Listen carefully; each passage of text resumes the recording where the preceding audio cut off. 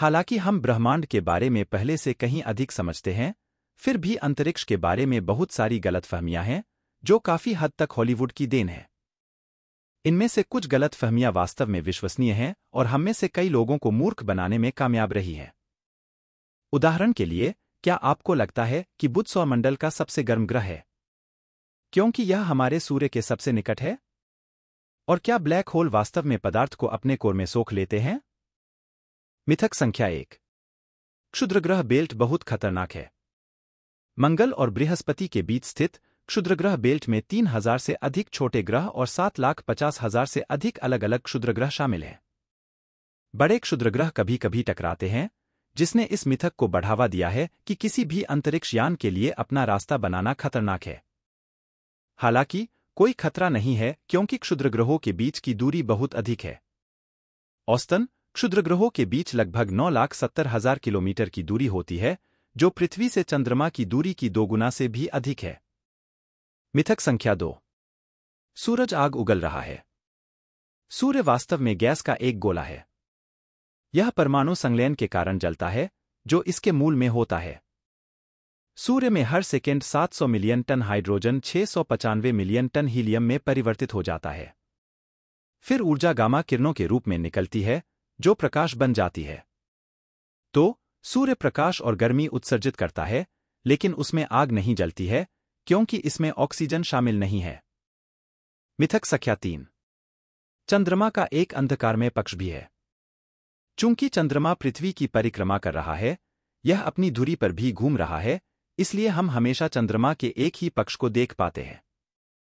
हालांकि आम धारणा के विपरीत पक्ष अंधकार में नहीं है। वास्तव में इसे दूसरी ओर जितनी ही मात्रा में सूर्य का प्रकाश मिलता है। मिथक संख्या 4। तारामंडल में तारे एक दूसरे के करीब होते हैं। रात के आकाश में तारों को 88 तारामंडलों में व्यवस्थित किया गया है, जो पहचानने योग्य समूह हैं जिन्होंने हजारों वर्षों से किसानों और यात्रियों का मार्गदर्शन किया है। हालांकि पास दिखाई देने के बावजूद तारामंडल बनाने वाले तारे अक्सर दसियों या सैकड़ों प्रकाश वर्ष से अलग होते हैं। मिथक संख्या 5। शनि सौरमंडल का एकमात्र चक्राकार ग्रह है। जब अधिकांश लोग छल्लों वाले ग्रहों के बारे में सोचते हैं, तो मन में केवल एक ही ग्रह आता है। गैसीय विशाल शनि अपने 7 मुख्य छल्लों के लिए जाना जाता है। लेकिन शनि अकेला नहीं है। बृहस्पति, यूरेनस और नेपच्यून सभी अपने अपने छल्लों के समूह का दावा करते हैं। हालांकि 1970 और 80 के दशक में अंतरिक्ष यान वोयाजर के फ्लाईबाइज के करीब आने तक कोई भी निश्चित नहीं हो सका कि वे अस्तित्व में थे। मिथक संख्या 6। ब्लैक होल वैक्यूम की तरह होते हैं। ब्लैक होल वास्तव में वैक्यूम की तुलना में फ्लाई ट्रैप की तरह अधिक हैं। जब तक कोई तारा बहुत करीब नहीं आ जाता तब तक वे काफी निष्क्रिय रहते हैं। तभी वे सक्रिय हो जाते हैं और गैस की परतों को चीर देते हैं और घटक परमाणुओं को टुकड़े टुकड़े कर देते हैं। वास्तव में काफी दूर और तेज गति से गुजरने वाली वस्तुओं को ब्लैक होल के केंद्र में खींचे जाने का कोई खतरा नहीं होता है।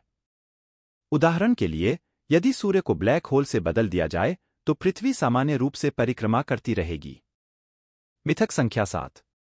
सूरज पीला है। सच तो यह है कि यह पीलापन महज एक भ्रम है। सूर्य दृश्य प्रकाश की सभी तरंग दैर्ध्य उत्पन्न करता है और इसलिए इसका असली रंग सफेद है। लेकिन जैसे जैसे सूर्य का प्रकाश वायुमंडल से होकर गुजरता है, यह बदल जाता है। पृथ्वी के वायुमंडल की गैसें रेले स्कैटरिंग नामक प्रभाव में प्रकाश को मोड़ती हैं, जिससे आकाश नीला दिखाई देता है। मिथक संख्या 8। पृथ्वी की छाया चंद्र चरणों का कारण बनती है। चंद्र चरण वास्तव में चंद्रमा के दृश्य पक्ष पर सूर्य के उदय और अस्त होने का परिणाम है, क्योंकि यह पृथ्वी की परिक्रमा करता है।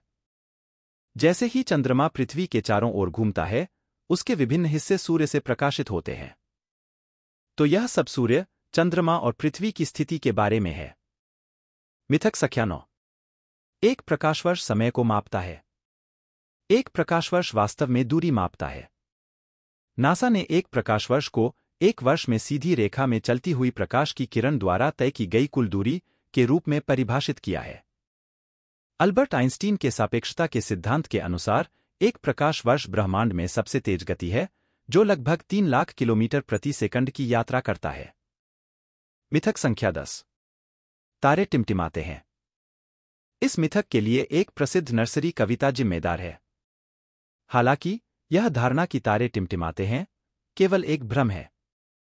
जैसे ही प्रकाश पृथ्वी की ओर बढ़ता है, वह गैस अणुओं तारों से होकर गुजरता है जो हमारे वायुमंडल का निर्माण करते हैं और वातावरण में हलचल मच जाती है। इससे प्रकाश का कुछ भाग विक्षेपित हो जाता है, जिससे ऐसा प्रतीत होता है कि तारा घूम रहा है और टिमटिमा रहा है। मिथक संख्या 11। बुध सौर मंडल का सबसे गर्म ग्रह है। बहुत से लोग इस गलतफहमी पर विश्वास करते हैं क्योंकि बुध सूर्य के सबसे निकटतम ग्रह है। हालांकि सूर्य से दूरी का किसी ग्रह के औसत तापमान से कोई लेना देना नहीं है। उदाहरण के लिए शुक्र, जो सूर्य से लगभग दोगुनी दूरी पर परिक्रमा करता है, का औसत तापमान 462 डिग्री सेल्सियस है। अंतर सिर्फ वायुमंडल तक ही सीमित है। शुक्र पर वायुमंडल घना है और मुख्य रूप से कार्बन डाइऑक्साइड से बना है, जो गर्मी को एक इंसुलेशन बुलबुले में फंसाता है, जबकि बुध पर बहुत पतला वातावरण है। मिथक संख्या 12। धूमकेतु की पूंछें बताती हैं कि वे किस ओर जा रहे हैं। धूमकेतु मूलतः गंदी बर्फ की गांठें हैं, जो सूर्य के निकट आते ही गर्म हो जाती हैं। जब वे ऐसा करते हैं, तो वे गैस और धूल छोड़ते हैं। धूमकेतु की पूंछें बताती हैं कि वे किस ओर जा रहे हैं। पृथ्वी पर हम उम्मीद करेंगे कि परिणामी पूंछ पीछे की ओर होगी, लेकिन अंतरिक्ष में कोई हवा नहीं है। धूमकेतु विकिरण के दबाव और सौर हवाओं से आकार लेते और उड़ते हैं, इसलिए वे हमेशा सूर्य से दूर निर्देशित होते हैं। मिथक संख्या 13। बिना स्पेससूट के अंतरिक्ष में मनुष्य का विस्फोट हो जाएगा। मानव त्वचा काफी लचीली होती है, इसलिए इससे विस्फोट नहीं होगा। लेकिन करीब 10 सेकंड के एक्सपोजर के बाद लोग बेहोश हो जाते हैं। 1966 में नासा परीक्षण के दौरान कुछ उपकरणों के विफल हो जाने के बाद एक अंतरिक्ष सूट तकनीशियन के साथ दुर्भाग्यवश ऐसा हुआ। शुक्र है, केवल 30 सेकंड के बाद दबाव बहाल हो गया और तकनीशियन ठीक हो गया। मिथक संख्या 14। सूर्य एकमात्र ऐसा तारा है जिसमें ग्रह हैं। विशेषज्ञों का मानना है कि आकाशगंगा के अधिकांश तारों के आसपास ग्रह हैं।